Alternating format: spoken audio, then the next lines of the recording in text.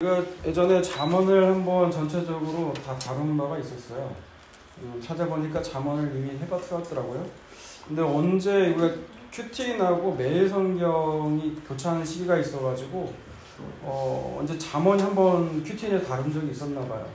그래서 19장부터 이제 나가게 되는데, 일반적으로 우리가 잠언이라고 말을 한다면 잠언의 정의는 가르쳐서 훈계하는 말을 잠언이라고 그래요. 여러분이 아는 뭐 속담이라든지 뭐 어록 같은 것이 잠언이죠. 뭐 시간은 금이라든지 오늘 할 일을 내일로 미루지 말라는 거지. 그래서 역사적으로 위대한 업적을 쌓은 위인들마다 잠언을 남겼어요. 그런데 성경에도 잠언이 있죠. 그런데 세상에서의 잠언은 이 세상을 사는데 필요한 지혜가 뭔지를 가르쳐 준다면 있다면, 성경에서의 잠언은요 오직 여호와를 경외하는 것을 목적으로 두고 있다는 거예요. 그래서 오늘 그 슬기가 무엇이고 영광이 무엇인지에 대해 나오는데, 전혀 이 세상에서 말하는 슬기가 아니고 이 세상의 영광이 아니더라는 거예요. 그래서 우리는 그 구절을 두고 중점적으로 보려고 합니다. 자, 오늘 바로 본문 들어가죠. 19장 10절 말씀을 읽어볼까요? 시작.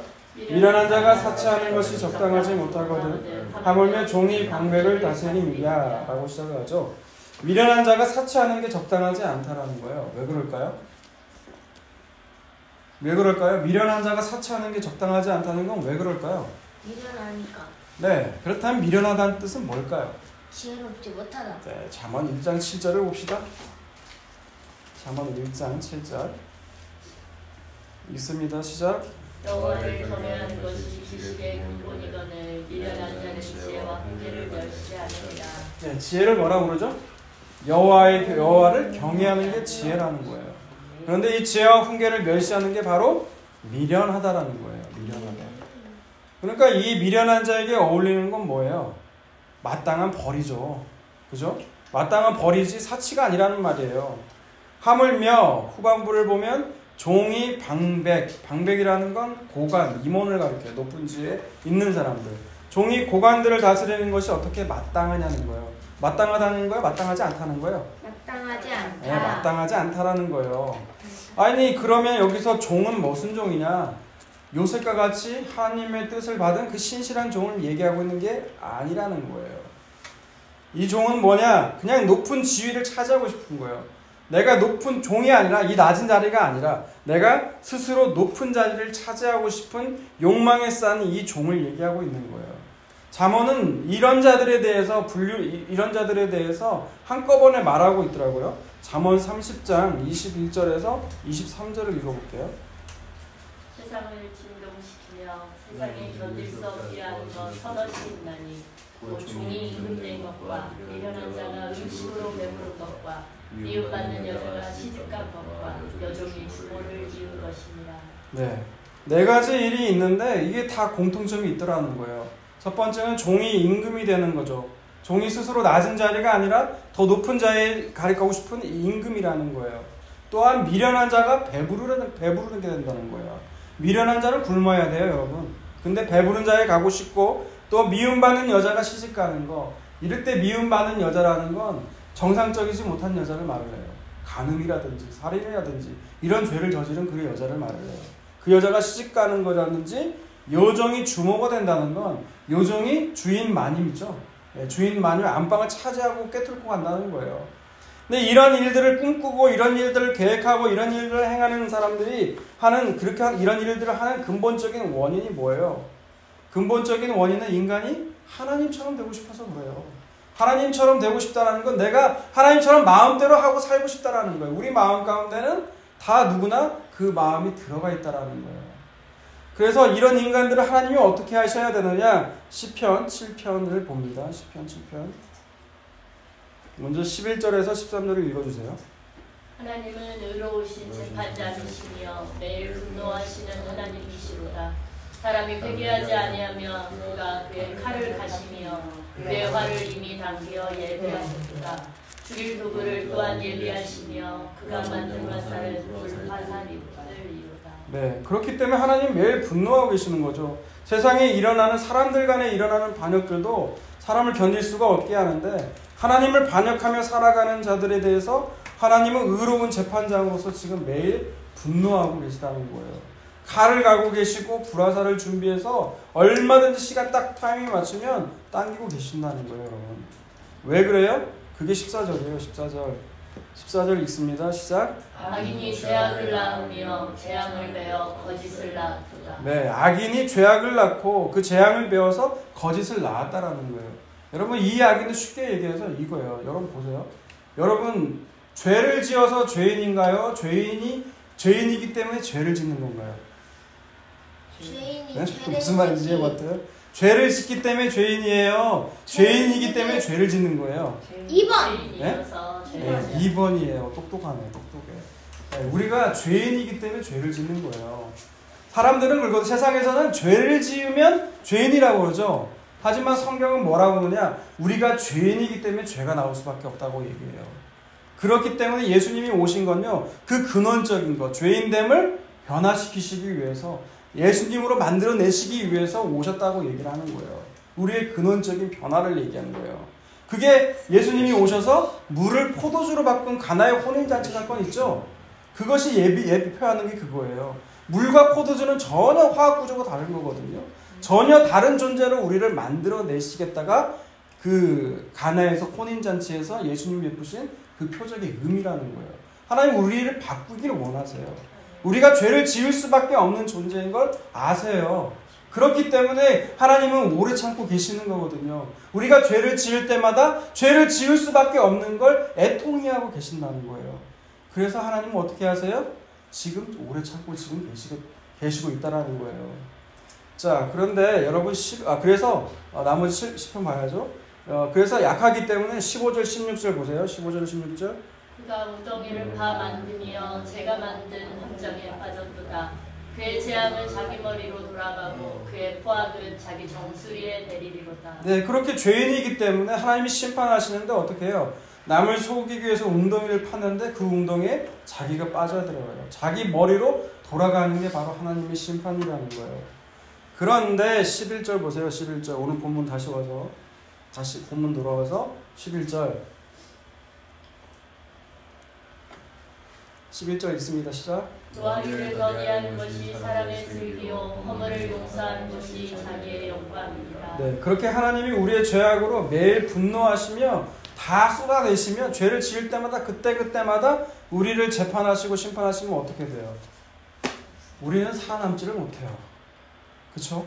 그렇기 때문에 하나님께서 지금 노하기를 더디하시고 오래 참으시는 것이라는 거예요. 그런데 여기에서 보면 그걸 뭐라고 그래요?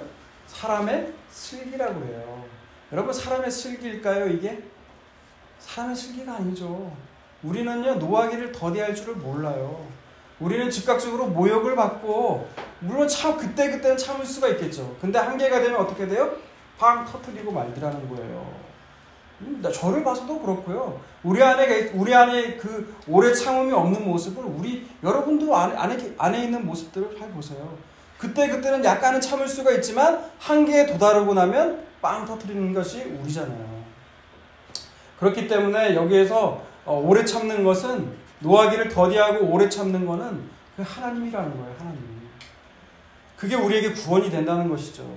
그래서 이건 사람의 슬기로움이 아니라 하나님의 슬기로움을 말하는 거라는 거예요. 성경에서는 이처럼 하나님이 노하기를 더디하시고 오래 참으신다는 것을 신약에서도 볼 수가 있는데 디모데전서 1장 16절을 읽어볼까요? 디모데전서 1장 16절 시작. 그러나 내가 긍휼을 입은 까닭은 예수 그리스도께서 내게 먼저 이렇게 오래 참으심을 보이사 후에 주를 믿어 영생 얻는 자들에게 본이 되게 하려 하십니다. 여러분, 사도 바울은 다메섹 선상에서 예수님을 만나기 전에는 어떤 사람이었어요? 예수님을 믿는 사람이면 다 잡아가지고 죽이던 사람이었어요. 그게 하나님의 영광인 줄 알았거든요. 근데 만약 그런 바울을 만약 하나님께서 심판하셔가지고 바로 처리를 했더라면 어떻게 됐을까요? 여러분, 우리가 보고 있는 신약의 절반 이상이 날아가 버려요. 사도 바울이 그만큼 예수 그리스도의 예수 그리스도 어떤 분이신지 그 구약과 신약을 총집대성해가지고 그걸 말로 풀어내는 인간이 바로 사도 바울이거든요. 굉장한 분이에요, 진짜. 근데 이런 사도 바울을 심판했다면 여러분 우리가 보는 신약 성경 절반은 우리 날아갔을 거라는 거예요. 바울은 이렇게 얘기를 하는 거예요. 하나님이 자신에게 긍휼을 베푸시고 오래 참으신 이유를 뭐라고 그래요? 후에 주를 믿어 영생을 얻은 자들, 바로 우리죠.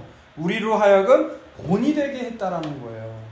바울을 본이 되게 했다는 것은 바울의 모범을 얘기하고 있는 게 아니에요. 그만큼 주님께서 오래 참으셨다는 걸 누구로 샘플로 든 거예요? 바울을 예로 들은 거예요.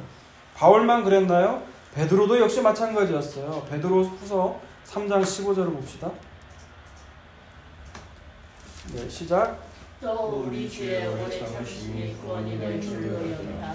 우리가 사랑하는 형제 바울도 그 받은 지혜대로 너희에게 이같이 썼고. 네, 베드로 역시도 예수님을 세 번 맹세했지만 저주 부인했잖아요. 그죠? 그런 자였기 때문에 나중에 누구니까 바울이 선교 여행을 떠날 때 마가가 힘들어서 뒤떨어져 나갈 때 난 절대로 안 데리고 할 때 이 마가를 품었던 인물이 누구였어요? 베드로였어요. 베드로. 자기가 그런 전력이 있기 때문에. 근데 후반부에서 베드로 역시도 콕 집어서 얘기하고 있잖아요. 바울도 그랬다라는 거예요. 나만 그런 게 아니라 바울도 그랬다는 거예요. 끝까지 물고 늘어지는 거죠. 바울도 그랬다는 거예요. 바울도 베드로도 역시 주께서 오래 참으셔서 우리에게 구원이 됐다라고 얘기를 하고 있는 거예요. 또한 예수님을 믿는 우리 역시도 베드로와 바울처럼 주님의 오래 참으심이 있었기 때문에 우리가 구원을 받았다라는 거예요. 근데 정말 이 사실을 믿고 아는 자라면은 어떻게 해야 돼요? 다른 사람에 대해서도 우리가 오래 참을 수가 있다라는 거예요. 이거는 내게서 나온 게 아니라는 거죠. 하나님의 슬기, 하나님의 지혜가 우리가 은혜로 받았기 때문에 우리가 은혜로 나왔다라는 거예요. 다시 11절 본문으로 돌아가면 또 슬기뿐만이 아니라 영광에 대해서도 얘기하고 있죠. 영광을 뭐라고 그래요? 허물을 덮어주는 거. 허물을 덮는다는 거, 허물을 용서한다는 거예요. 우리도 일시적으로 허물을 덮어줄 수가 있어요. 용서해 줄 수 있어요. 그런데 그 허물이 반복되면 어떻게 될까요? 그리고 또 그 허물이 그 사람과의 관계가 좋을 때는 모르지만 안 좋을 때는 어떻게 해요? 그 허물을 들추고 다녀요. 그게 인간이거든요.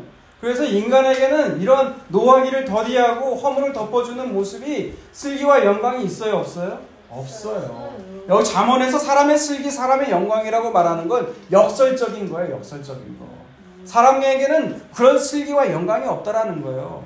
그러니까 우리가 잠언을 읽을 때 진짜 명심해야 될 건 뭐냐면 이거를 읽으면서 그래 우리가 노하기를 더디해야지, 오래 참아야지, 그리고 우리가 다른 사람의 허물을 보면 덮어줘야지, 용서해줘야지, 이렇게 우리가 이루어내야 될 규범이나 규칙으로 알고 받아들이면 큰일 난다는 거예요. 성경은 철저하게 예수 그리스도를 증거하고 있는 책이에요. 우리에겐 그런 슬기와 영광이 없어요. 허물을 용서하고 노하기를 더디하는 것, 여러분 우리는 우리 유익에 따라서 그렇게만 사는 존재예요. 성경을 볼 때 그렇게 보셔야 되는 거예요.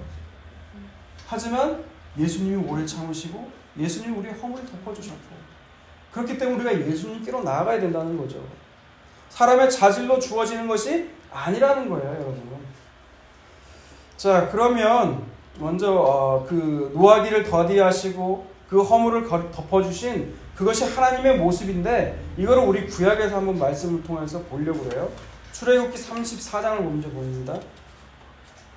출애굽기 34장 4절과 5절을 먼저 읽어주세요. 모세가 돌판 둘을 처음 것과 같이 깎아 만들고 아침에 일찍이 일어나 그 두 돌판을 손에 들고 여호와의 명령대로 시내산에 올라가니 여호와께서 구름 가운데 강림하사 그와 함께 거기 서서 여호와의 이름을 선포하실세. 4절과 5절 읽었죠?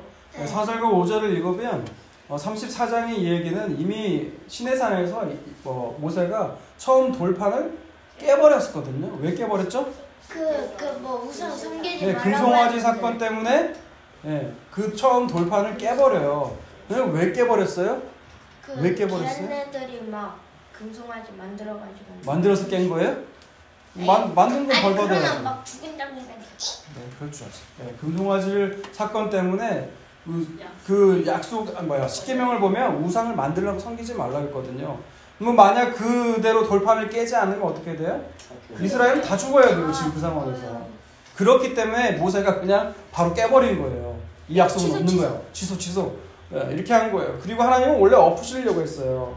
근데 모세가 자기의 생명을 걸고 기도를 하잖아요. 그렇기 때문에 하나님이 돌이키셔서 지금 두 번째 돌판을 들고 시내 산으로 올라가고 있는 장면이에요. 거기에서 여호와께서 자기 이름, 여호와죠. 사실 여호와도 아닌데 이름이 여호와 아니에요. 몰라요. 뜻을 몰라요. 그냥 그 자음만 있는 거를 그렇게 음역으로 부른 거거든요. 그 이름의 뜻이 무엇인지를 쭉 얘기하고 있는 게 6절과 7절이에요. 6절과 7절 있습니다. 시작. 여호와께서 그의 앞으로 지나시며 선포하시되 여호와라 여호와라 자비롭고 은혜롭고 노하기를 더디하고 인자와 진실이 많은 하나님이라. 인자를 천대까지 베풀며 악과 악하실과 죄를 용서하리라. 그러나 벌을 면한 은자하지는 아니하고 아버지의 악행을 자손 3사대까지 보응하리라. 네, 여호와의 이름이 뭐라고요? 자비롭고 은혜롭고 노하기를 더디하시는 인자와 진실이 많으신 하나님이라는 뜻이에요. 그 하나님은 천대까지 은혜를 베푸신다고 그러죠. 여러분, 천대라는 건 뭐예요? 천이라는 숫자는 완전한 거라고 했죠. 3과 7을 더한 게 10이잖아요. 그 10을 세제곱을 한 게 천이죠. 그렇기 때문에 영원이라는 거예요. 완전하다는 거예요. 하지만 벌은 3, 4대래요. 여러분, 3, 4대라는 건 그 벌이 저주가 계속해서 흘러간다는 얘기가 아니에요. 이 구절 때문에 뭐가 나왔냐면 가게에 흐르는 저주를 끊어야 산다는 얘기가 나온 거예요. 3, 4대라는 건 여러분 당시에 지금도 그래요. 할아버지, 아버지, 아빠, 나 하면 뭐예요? 3대죠. 예, 그 3대라는 건 한 대예요. 한 대. 한순간이에요. 한순간. 1000대에 비하면 영원한 거고 3, 4대에 비하면 짧은 거잖아요. 그래서 시편 130편 5절에 보면 그의 노여움은 잠깐이요 그의 은총은 평생이로다 라고 얘기하잖아요. 그 얘기를 하고 있는 거예요, 여러분. 자, 그래서 다시 오늘 보면 12절을 봅니다. 12절을 봅시다. 12절 읽습니다. 시작. 왕의 노함은 사자의 부르짖음 같고 그의 은택은 풀 위의 이슬 같으니라. 네, 이 말씀이 도대체 어떤 말씀인가 보려고 저희 메시지 성경을 주로 많이 보거든요. 그래서 메시지 성경을 봤더니 이렇게 번역했더라고요. 성질 나쁜 지도자는 미친 개와 같고 인품 좋은 지도자는 상쾌한 아침 이슬 같다. 그러니까 인품의 문제, 성품의 문제로 봤는데 제가 볼 땐 이건 전혀 아닌 것 같다라는 얘기예요. 이게 뭐냐면 왕이 분노할 때가 있죠. 왕이 분노할 때는 사자같이 부르짖고 우는 것 같이 부르짖어요. 그렇지만 은혜를 베풀 때는 그 이슬과 같다라는 거예요. 그러니까 분노할 때와 은혜 베풀 때의 모습을 얘기를 하고 있는데 여러분, 이스라엘의 왕은요 그냥 다른 이방 나라의 왕과 다르죠. 왕은 어떤 존재예요? 여호와께 기름 부음 받은 존재예요. 그 존재는 어떻게 해야 돼요? 하나님께서 말씀하신 그 율법대로 다스려야 되는 존재예요. 자기 감정에 따라서 다스리는 존재가 아니라 자기가 기분 나빠서 분노를 하고 자기가 기분 좋으면 은혜 베풀고 그런 왕이 아니라는 거예요. 하나님을 예표하는 거예요. 예수 그리스도를 예표하는 게 왕의 모습이어야 된다는 것이죠. 네, 그런데 그 왕이 타락하게 되면 어떻게 돼요? 분노할 때 분노하지 못하고 은혜 베풀 때 은혜 베푸지 못하는 거예요. 여러분, 다윗을 생각해 보세요. 다윗은요 물론 왕이 되기 전 모습이지만 골리앗 그 하나님을 멸시하는 듯한 발언을 하니까 다윗이 어떻게 해요? 분노하잖아요. 그런데 자기가 어떻게 해요? 자기 그 밧세바하고 간음하고 그 죄를 덮기 위해서 충신 우리아를 죽이잖아요. 죄를 범하잖아요. 타락하게 되니까 무엇 때문에 분노해야 되고 은혜를 베풀어야 될지 분별력이 없더라는 얘기예요. 네. 그 얘기를 하고 있는 거죠. 자, 13절을 읽습니다. 13절. 미련한 아들은 그의 아비의 재앙이요 같은 아내는 이어 떨어지는 물방울이니라. 네, 13절을 읽으면서 많이들 찔리는 분들이 계실 거예요. 그죠? 뭐라고요? 미련한 아들이라고 했죠? 여기는 아들만 들어가는 게 아니에요. 딸도 마찬가지예요. 어떤 게 미련하다고 했죠? 초반에 얘기했잖아요. 네? 여호와를 경외하지 않고 그 지혜와 훈계를 멸시하는 사람. 네, 그걸 누구라고요? 그게 미련하다는 거예요. 그 미련한 아들과 딸은 반드시 재앙을 가져다 준다는 거예요. 재앙. 하지만 다투기 또 뭐예요? 다투기를 잘하는 아내. 그러니까 말끝마다 시비를 거는 거예요. 시시비비를 거는 거죠. 그 다투기를 좋아하는 아내는 뭐예요? 천장에서 떨어지는 물방울 같대요. 그럼 천장에서 떨어지는 물방울 같다는 게 뭘까요?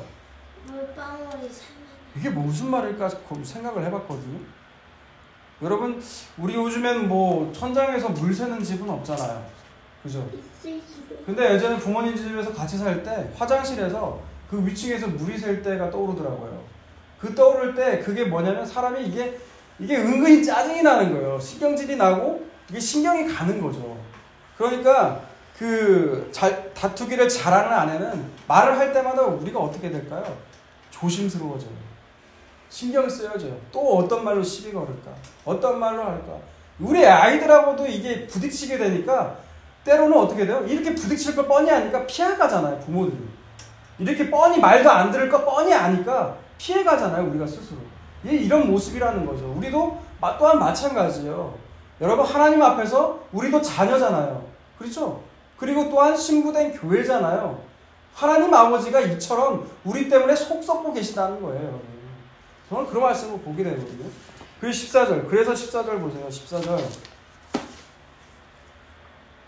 직과 재물은 조상에게서 상속되거니와 슬기로운 아내는 여호와께로 말미암느니라.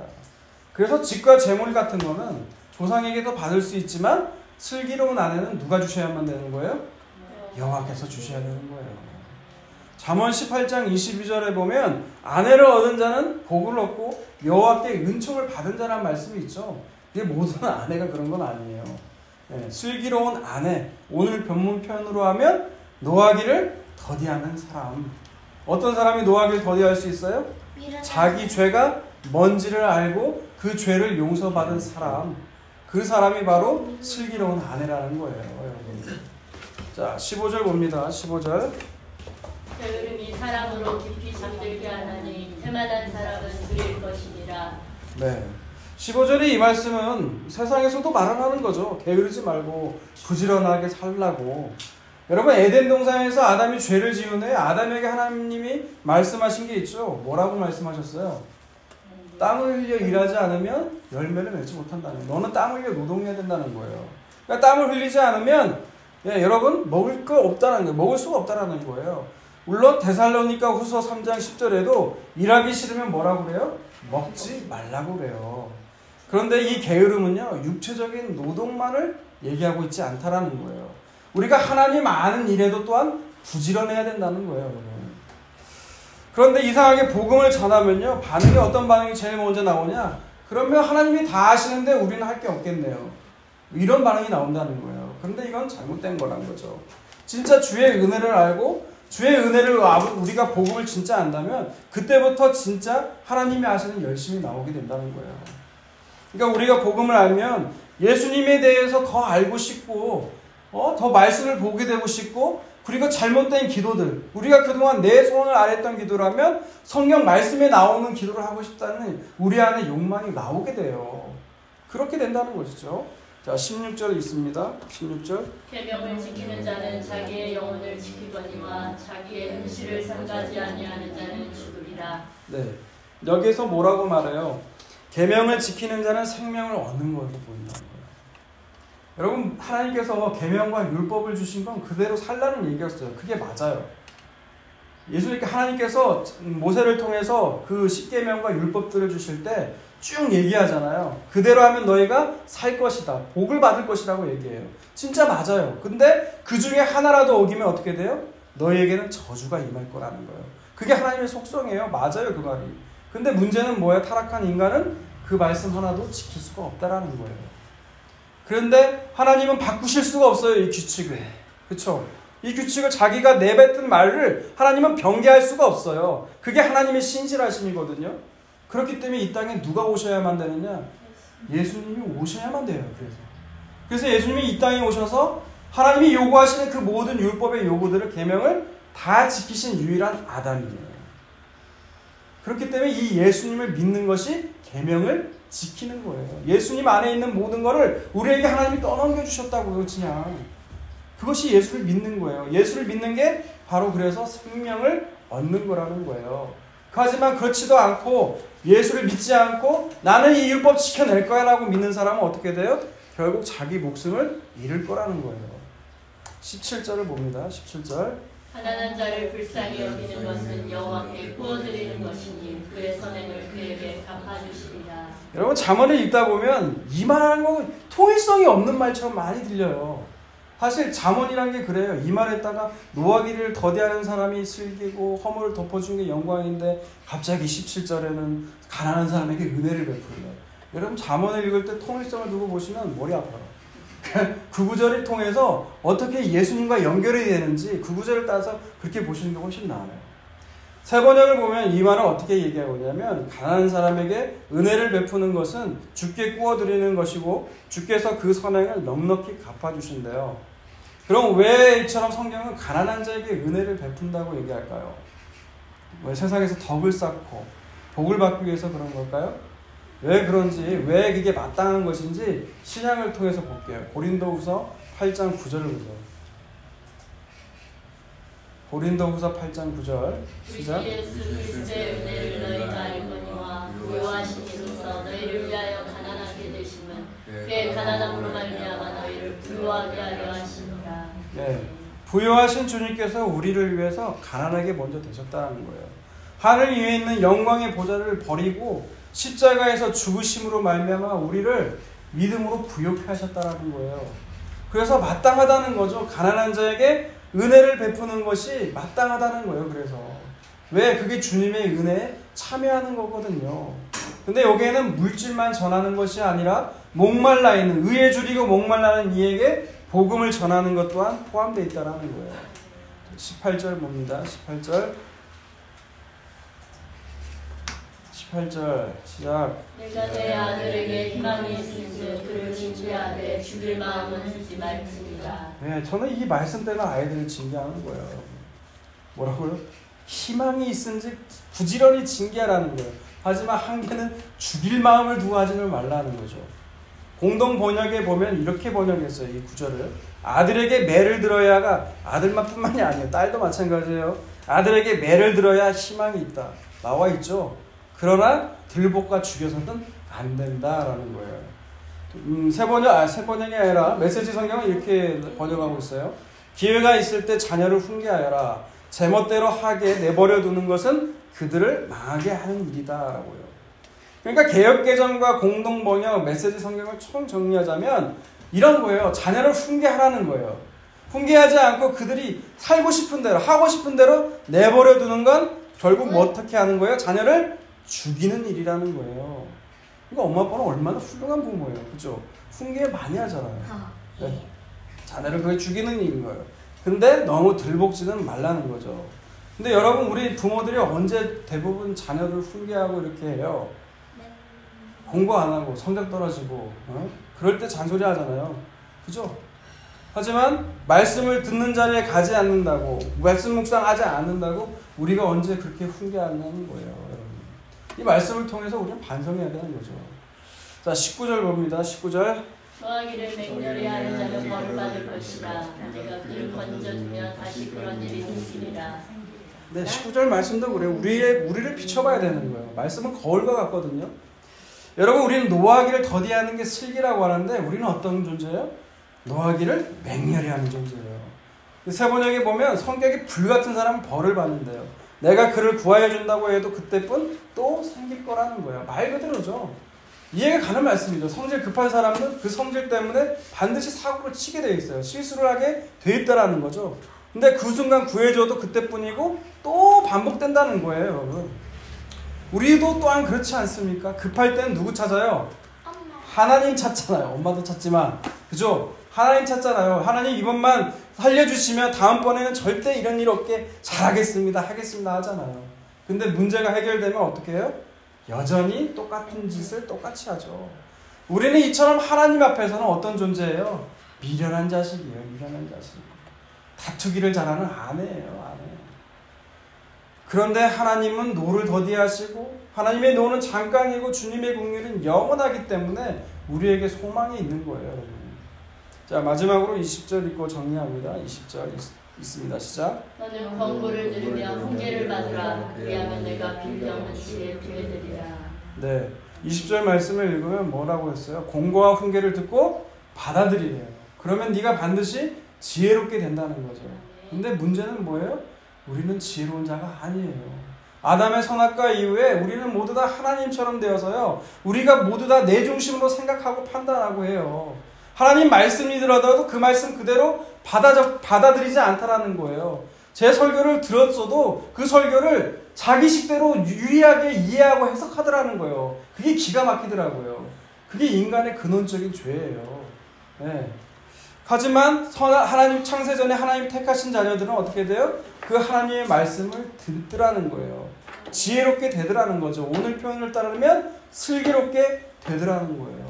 오늘 본문에서는 슬기가 뭐라고요? 노하기를 더디하는 거고요. 영광은 그 허물을 덮어주는 거라는 거예요. 그러나 사람이 그 스스로가 자기에게서 나올 수가 없다라는 거예요. 그 지혜와 그 슬기와 영광이 자기에게서 나온 것이 아니더라는 거예요. 우리는요, 우리에게 모욕을 주는 말을 하고 우리에게 상처되는 말을 하면 바로 되갚아 주려고 하는 속성이 우리 안에 있어요, 없어요? 있어요. 저 또한 마찬가지라는 거예요. 쭉 잘 참는 것 같지만 나 잘 참았어. 이 정도면 훌륭한 거 아빠인 것 같아. 하지만 나중에 그 노가 쌓였을 때, 그 분노가 쌓였을 때 그거를 언젠가 한순간이 되면 애들한테 풀더라는 거예요. 아내한테 풀더라는 거예요. 그러니까 그건 누가 한 거예요? 하나님이 은혜로 한 거예요? 내가 한 거예요? 내가 한 거예요. 삿대질 하지 말고요. 내가 한 거예요. 내가 한 거.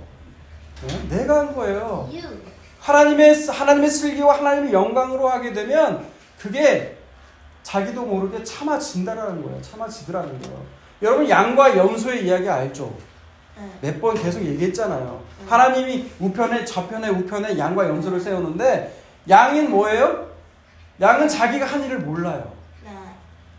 예수님 위해서 한 일들은 자기가 몰라요. 많은 일들을 했는데 그것이 나를 위해서 한 일이라고 했을 때 우리가 언제요라고 한다고요. 염소는요? 내가 했어요.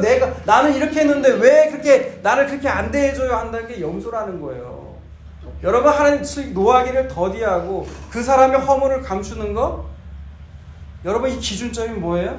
이게 내가 했느냐 은혜로 했느냐예요. 여러분 하나님의 그 덮을 만한 은혜가 우리 안에 덮쳐지게 되면 다른 사람의 허물을요 우리가 까발리고 싶지 않아요.